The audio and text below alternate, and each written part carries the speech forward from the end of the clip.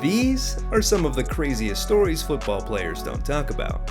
Football is a sport of passion, drama, and excitement, but beneath the surface, there are also some insane stories that players don't talk about. From staged kidnappings to parties that spiraled out of control, we've got tales that will leave you stunned, shocked, and amazed. Our first story takes us to the beautiful scenery of Sicily, where soccer took a strange turn. A football pitch bathed in sunlight, fans cheering, Ignacio Barbagallo, a 55-year-old striker, about to pen the final chapter of his football career. It was April 4th, 2019. His team was battling the Brody in the last match of the season, but Ignacio had something up his sleeve, or rather, in his playbook. He wanted a memorable farewell, a curtain call that would echo through the annals of football history. So what did he do? He crafted a plan to stage his very own kidnapping, a prank that would go down as one of the most bizarre moments in football history. In the 65th minute, the score 2-0, Barbagallo did what he does best. He scored a goal.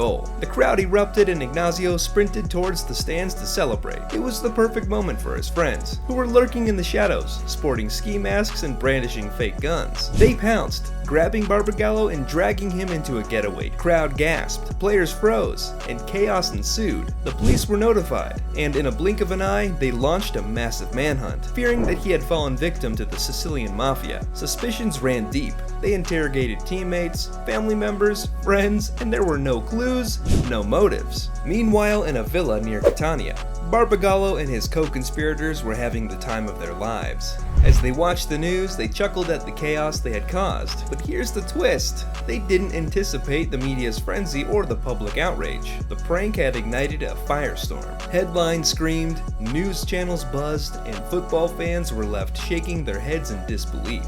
Many condemned it as a mockery of real kidnappings and a stain on the beautiful game. The Italian Football Federation acted swiftly, suspending all football activities in Sicily and threatening Barbagallo with a lifetime ban if he were found guilty. As for Ignacio, he couldn't hide forever. After 3 months of hiding, he surrendered to the police, a guilty grin on his face. He confessed, apologizing for his actions, claiming he had never intended to harm or disrespect anyone. He said he just wanted to go out with a bang, to make some noise in his last game. And let's not forget, he paid his friends a tidy sum of £500 each. The police, however, were not amused. Barbagallo and his prankster pals were slapped with charges of kidnapping, false imprisonment, aggravated robbery, and possession of fake weapons. If convicted, they faced a staggering 15 years behind bars. But that wasn't the end of their woes. The FIGC didn't hold back either, hitting Barbagallo with a hefty £10,000 fine and a 5-year ban from anything remotely related to football. His team, Via Grande, was docked 10 crucial points and relegated to the lower division. The once beloved striker had turned into a pariah, disappointing his former teammates and infuriating fans who'd expected nothing but fair play and honor. The next story is about Lukaku, the Belgian sensation who sent shockwaves through the football world with his move from Everton to Manchester United in 2017. Deep down, Lukaku felt that he had reached the peak of his career at Everton, a turning point when his teammate, Paul Pogba, sent him a persuasive text message, enticing him to join the ranks of the mighty Man U. Lukaku faced a difficult decision. Should he leave Everton, the club where he had made his name, to join the glamour and glory of Man U? It was a gamble, but one that could transform his career. He had to clear his head, so he and Pogba headed to Beverly Hills for a night of revelry.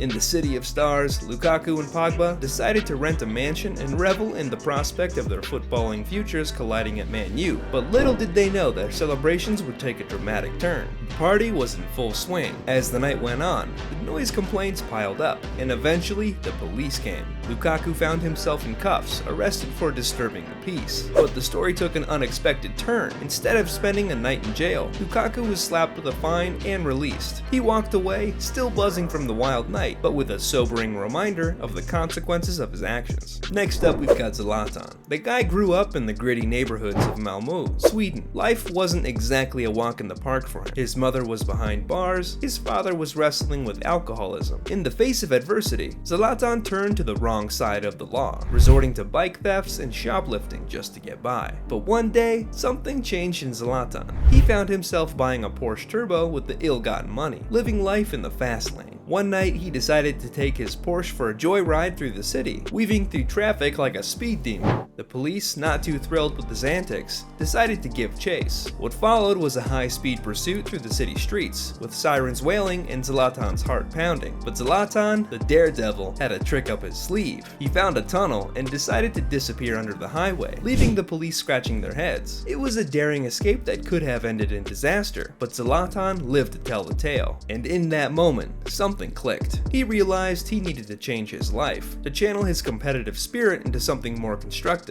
So he turned his attention to football, honing his skills and dedicating himself to the game. Against all odds, Zlatan became one of the most lethal strikers the world has ever seen. His journey is a testament to the power of second chances and the unstoppable force of determination.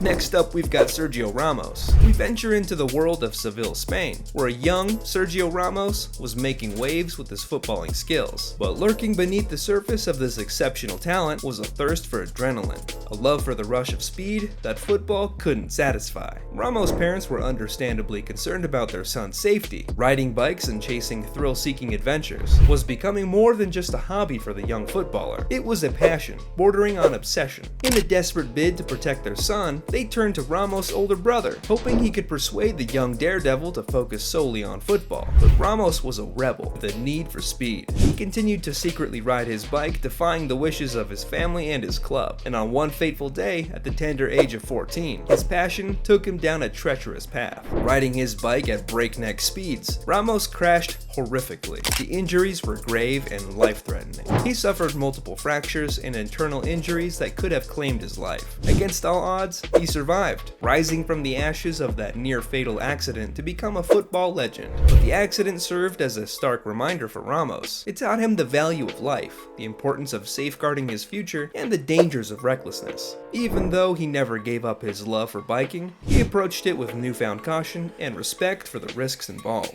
In 2021, the football world held its breath as news broke of another biking accident involving Ramos. Thankfully, this time the injuries were less severe, and he was able to make a full recovery. Next up, we've got Virgil van Dijk, a young player trying to find his footing in the unforgiving world of professional football. Van Dijk's journey to stardom was far from smooth. He was a talented footballer, but he also had to work part-time as a dishwasher to help support his family. The odds were stacked against him, and at one point, he faced a life-altering decision: continue toiling away at his job or choose to chase his dreams. In a bold move, Van Dijk chose the latter. He decided to bet on his talent, casting aside the comfort of a steady paycheck. It was a gamble that would either make or break his career. But life had one more twist in store for him. During a match, Van Dijk fell seriously ill. He was rushed to the hospital, where doctors struggled to diagnose his condition. His symptoms were confusing, and he was close to death. His appendix had burst, his stomach was inflamed, and his kidneys were infected. Van Dijk's life hung in the balance. The doctors performed emergency surgery, and miraculously, he survived. He woke up to the realization that he had been seconds away from death. This brush with mortality left a profound impact on Van Dijk. He made a solemn promise to never take his blessings for granted.